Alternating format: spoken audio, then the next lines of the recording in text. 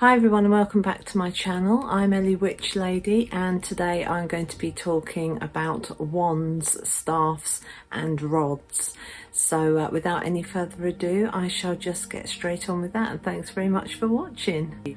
So throughout history, wands, staffs and rods have been used for certain magical ritual ceremonies. So even though there's a lot of people that will use the wand for the element of fire because wood burns and stuff, I prefer to use the wand for the element of air because I imagine it moving through the air, and also with wands classically being made from wood, I imagine the wind and the air blowing through the trees, and you know, you can kind of see where I'm going with that. But yeah, so a lot of people will create wands from fallen tree branches and even small twigs and things like that, you know. But anyway, a lot of them are made from fallen tree branches, and a lot of the time us pagans and witches will see that as a gift from nature, and I see it as a gift from the goddess and the god. So if you ever do cut a branch from a tree, you must ask permission. Well, I believe you should ask permission from any tree spirits that are around, if you believe in that sort of thing. Some people don't. If you don't, then ask, as I say, if you believe in the goddess and the god, ask permission from them. May I take this branch? Or just simply ask the tree, and I believe you get a feeling or a message that whether it will appear in your mind via a picture or words or whatever, but you'll get permission, yes or no. So I think that is really important. Wands are basically used to direct energy. So when you're carrying out a ritual, you know, or you're involved in some sort of ceremony, or even just spell casting, it's a way to direct your personal energy. So some people, they might not even have a wand, but those that do, they believe that the energy will come from them, or the energy will come from them, and it will go through them and through to the wand. And it's when you point it at a specific point in the air, that's where that energy will go, that's where you're directing it to. Also leads me to mention that they collect, store and direct and finally release any energy into a certain point. So some practitioners may own just one wand, like myself. I only have one at the moment and I've had it since 2008. And some people may have a collection of wands, so they'll have one for each type of ritual that they will perform. So some people will have wood, some people will have a wooden wand, some people will have a crystal wand, and as you know, there's lots of different crystals out there. So if you were going to use a rose quartz crystal wand, then for me personally, I'd be using that in a ritual or a spell that's connected with love. So as I've said, wands, staffs and rods may be created from lots of different materials, such as wood, as I've said, crystals, glass, clay, metal, and sometimes even bone. That's one of those that if the animal's already, you know, passed away or whatever, then, you know, you can take maybe a leg bone and fashion it into a wand if you're so inclined. Right, so now I'm going to move on to different types of wands, staffs and rods, and I do actually have some notes for these because I can't take it all in and remember it all, but it is part of my research. But yeah, I do have notes. The first one that I'm going to talk about is, I hope I'm saying this right, but an apotropaic wand. It was an Egyptian magical tool typically carved from hippopotamus tusk that was split in half, and I'll show you a picture of that now. It was shaped like a curved throwing stick similar to a boomerang, and the ivory wand was heavily carved with various real and mythological creatures, including lions, scarabs, snakes, crocodiles and frogs. This wand acts as a protective amulet and were used to repel evil spirits, especially those that were thought to attack pregnant women and their children. The wands may have been used to draw a magic circle around the mother for protection during childbirth. One such wand in the collection of the Metropolitan Museum of Art is carved on the front with the inscriptions "Protector of Day" and "Protector of Night." So I think that's great, and I'm going to look into this because I know a little bit about Egyptian mythology and all the rest of it, and I know about some of their gods but not all of them. So sort of researching this has made me want to look more into that, because I'm more on the Greek mythology side of things, which is equally as fascinating. So they've all got some amazing stories, so if you can, check those out. So the next one that I'm going to talk about is called a blasting rod. This was a magical tool used to cast protection spells, ward off harmful magic, and to cast out and destroy evil spirits. Blasting rods were referenced in certain ancient grimoires, such as the Key of Solomon, the King, translated by S.L. MacGregor Mathers in 1888, and the Book of Ceremonial Magic, written by A.E. White in 1913. A grimoire, basically, as I've said before, is a book of symbols and spells, charms and instructions for using, in various magical rituals. Both MacGregor and White's publications were based on earlier grimoires from like the medieval time.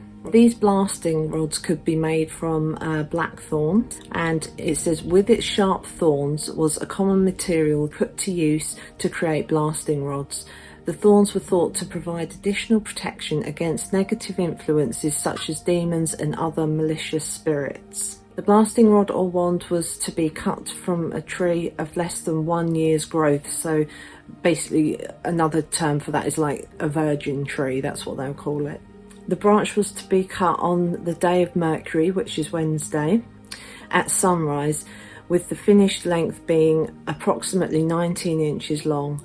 Certain magical symbols and sigils were to be carved upon the rod, which is, it goes for wands, rods, staffs. The whole lot will have some sort of symbols or something carved on them. The blasting rod or staff could be used either to invoke the aid of the spirits or to send a summoned spirit back to the underworld after a practitioner was basically done questioning the spirit. Sometimes they are capped with iron for added protection. The blasting rod later became to be associated with a wand or staff made of any material that was hard enough to make an effective weapon.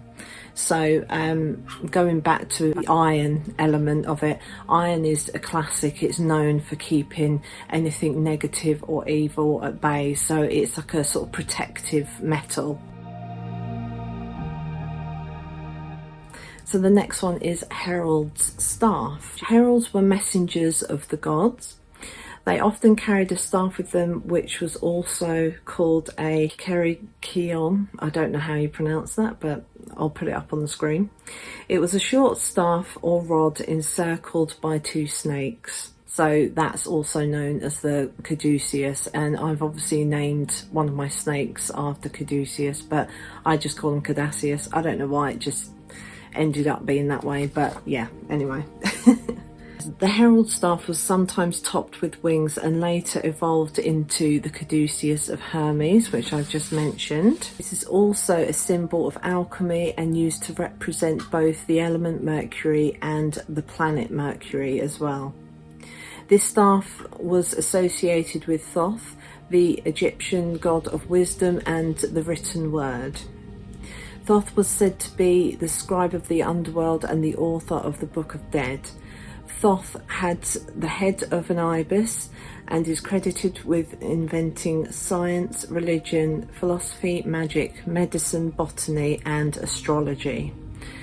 Thoth became Hermes in Greek mythology, so I'd say in a lot of sort of different mythologies from different cultures around the world, they kind of have their own version of certain gods. So as this says here in Greek mythology, we have Hermes. In Roman mythology, he's known as Mercury, so he was known as the messenger of the gods. We move on to the Caduceus of Hermes. The Caduceus, a symbol of the Greek messenger god Hermes, is a wand or rod often made from a short branch of the hazel tree, with a pair of snakes entwined around it and topped by a pair of wings. The Caduceus is a powerful symbol, and the snakes represent immortality and wisdom. The wings represent spirituality and imagination, and the rod represents power and authority.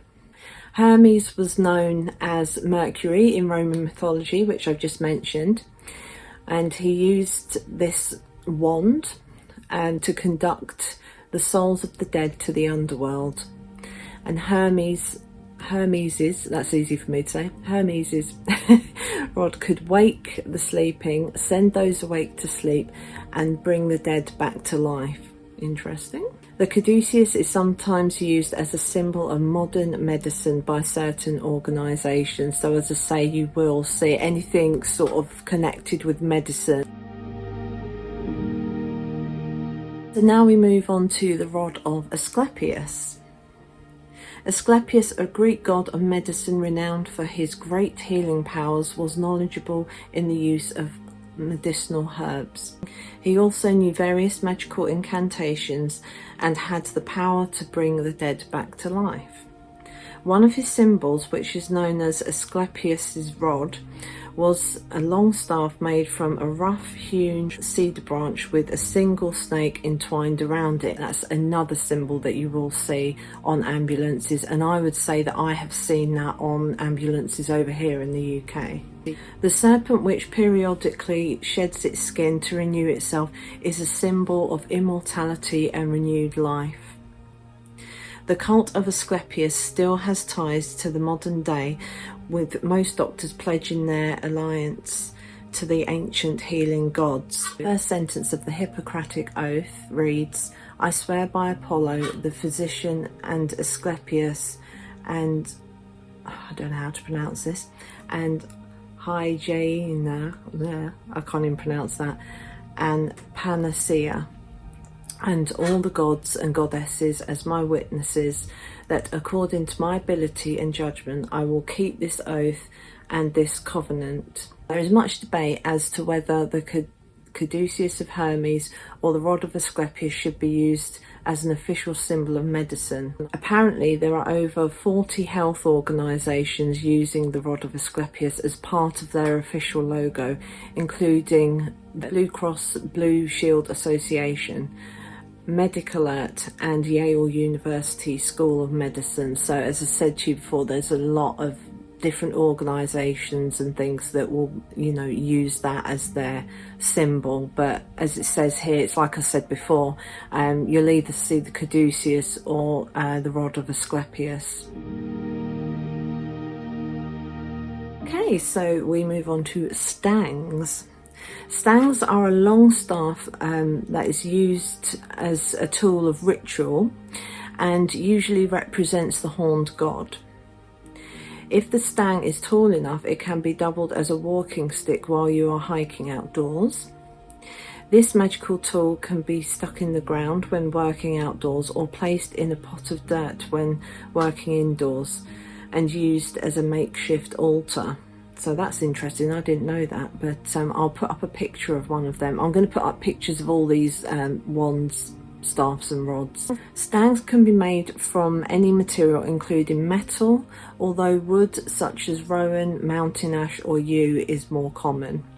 Stangs typically have 2 or 3 forks at the top and can be made from a naturally branching tree limb or a single limb which has some type of animal antlers attached to the top. A variety of objects including feathers, stones, shells or bones can be tied onto or hung from the stang. So that gives it more meaning, but in my mind it also gives it an added bit of sort of decoration, a bit of oomph. So just an added bit about wands. Where you've got the size of the wand or the length of the wand, it's often cut to the length of the healer's forearm, either as measured from the inner elbow to the end of the fingertips or from the inner elbow to the base of the palm.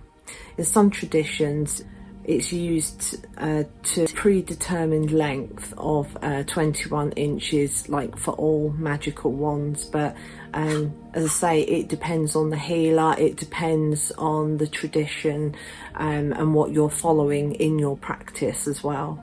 I'm going to sort of explain a bit about trees that are used where wands are concerned. And these magical wands and staffs can be made from a variety of materials including wood, stone, bone or metal, which I mentioned before. In addition to blackthorn, a variety of other trees are traditionally used to make magic wands and staffs. The first tree I'm going to talk about is the almond, and like all nut trees it is associated with fertility and prosperity. It is also a great wand material to use for divination magic while also offering protection against the evil eye. So the apple tree. The apple tree is associated with eternal youth, fertility magic, love spells, ancient knowledge, strength, healing and wisdom. The apple tree is also known as the fruit of the underworld. Goddess Freya is associated with this tree, making an apple wand a good choice to use for goddess-based magic. Actually, that's quite a good one. That's an interesting one. I wouldn't mind having a wand made from apple tree.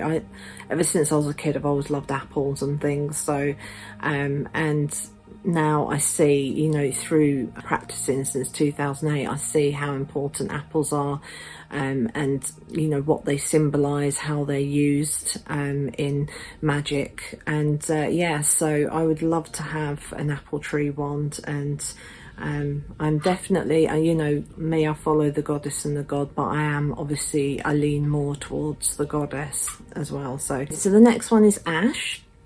And says ash wands were thought to be capable of warding off attacks of harmful magic. So that's interesting. I didn't know that. The next one is cedar, and the magical properties associated with cedar include consecration, immortality, prophecy, prosperity, protection, and purification. Use a staff made from cedar to help protect you in any magical workings on the astral plane and in any dream-based magic. Cedar was also the tree used to create Asclepius's rod, who I mentioned previously. Okay, so the next one is elder. The elder tree was supposed to provide protection from witches in addition to granting healing powers to whoever possessed it. Wands made from this material could also be used to summon up storms, as it was believed that lightning would never strike the elder tree. Elder is also a tree of regeneration and fulfillment. Fairies are said to have a fondness for this wood. An old English folklore says you must ask the spirit of the elder tree for permission before cutting down any of its wood. And this is what you should say. Old woman, give me some of your wood and I will give you some of mine when I grow into a tree. That's really nice, that. I didn't know that. I do, you know, elder is another one that I'm very drawn to, but as I say, I don't have a wand made from that, but that's another interesting one. The next one is elm, and this wood was supposedly the material of choice of medieval magicians for making their wands. Elm is a tree of strength, intuition and meditation, and is another wood that offers protection from lightning. Elm is also a good wood to use when working any kind of love spell, or, you know, any sort of love charm, anything like that. Okay, so the next one's hazel. Hazel wands are good to use for nature-based magical workings and are thought to help offer protection against witchcraft. So that's another, well, I would say protection from bad witchcraft, negative witchcraft, because no one needs that in their life. Okay, so the next one is maple, and the maple tree is a tree of love, harmony, peace and prosperity. Maple will help to bring balance and harmony to yin and yang energies. It is a popular wand material and helps to awaken one's intuition and creativity. So the next one is oak. And wands that are made from oak are thought to be good to use for god-based magical workings. For example, Thor, a thunder god, was associated with the oak tree. Magic wands and staffs constructed with this wood gives one protection from lightning. I know a lot of these are saying gives you protection from lightning, but the thing is, I just wouldn't stand anywhere near any tree while there's thunder and lightning, so safety notice right there. Okay, so we move on to rowan. So the rowan tree, aka mountain ash. The wood of this tree was associated with a variety of protective properties, including the ability to keep evil spirits at bay. So that's interesting, I didn't know that. The next one is walnut. Walnut is a tree of fertility, prosperity and wisdom. Use wands and staffs made of walnut to help awaken your inner wisdom. This is also a good material to use for initiation rituals. Okay, so next one, we're on to the last two. So next one is willow, which my wand is made from. And willow was another good material to use for magic dedicated to the goddess. This material could also be used as a magical amulet and provided protection against disease and thunder. So interesting, thunder seems to come into a lot of these, but yeah, so with my wand I was just drawn to willow. I don't know why, I've always just been drawn to willow trees, and as there was such a strong pull for me towards willow, that's why I went for that sort of wand. So the last one is yew. So yew is a powerful magical material which has associations with both life and death. This is another tree that can be used in magical rituals that focus on honouring one's ancestors and recently deceased loved ones. If I touched on all of these in real detail, we'll be here forever. So anyway, the ones that I've mentioned, I hope you can, go and research and look up for yourself, and just, just find out a little bit more information about all these woods and these wands and see how you can use them, basically. Making your own wand, staff or rod, anything like that, it will give you a greater understanding of that tool while you're attuning yourself to your own natural powers and abilities. Naturally, fallen branches or tree limbs can be used to make a wand or a staff for yourself. As I say, a lot of people rather just look on the ground and see, which kind of branch or twig, whatever, even stick, which sort of one that they're drawn to or appeals to them. I personally wouldn't want to cut anything down from a tree. I just think the tree is there, it's growing, it's there for a reason, and if it's lost or dropped any branches through, I don't know, maybe old age or wind or whatever, then that's great, pick that up and use that. And as I said before, to me that's a sign of a gift from nature. So as I've said before, a variety of decorations and materials can be used and placed upon the wand, just to sort of give them that extra magical sort of energy when you go to use them in a ritual or spellcraft. So copper wire can be sort of intertwined or wrapped around a wand or a staff, and it's kind of, people use it as it will give sort of that extra bit of oomph, that extra bit of energy when spell casting. So different materials that you could place upon your wand or staff could be like beads, buttons, feathers, and even some small gemstones. yeah, the clear quartz that I've got at the end of my wand is it is for protection and for clarity as well, so it's like a sort of clear quartz. Now, silver wire sort of wrapped around a wand can be used in connection with the goddess, while gold wire can be used to represent the energy of the god. So going back to crystals and symbols upon the wand, a stone or crystal added on the end of a wand will be sort of connected with sort of male energy, so you know, the god energy. And placing like a carving or like a hole, or even cutting a slit at the bottom of the wand, it represents the goddess and like the female energy. They're all things that I kind of knew of, but you know, I wasn't 100%. It's been such a long time since I've sort of done any real research into wands, but sort of where I didn't know that the stone at the end of the wand would represent like the god, and then the bottom of the wand having symbols or holes or like something carved into the bottom would represent the female, the goddess energy. So I did not know that, but it was very interesting. This video, I'm hoping it's not going to be too long. I'm going to try and sort of cut it down a bit because I feel like I've been talking forever, but yeah, so I hope you enjoyed this and enjoyed, you know, what I've shown you and what I've touched on today. And yeah, so if you want more videos like this, then please like and subscribe, and when you do subscribe, please hit that bell notification and then click all so you get notifications of all my latest videos.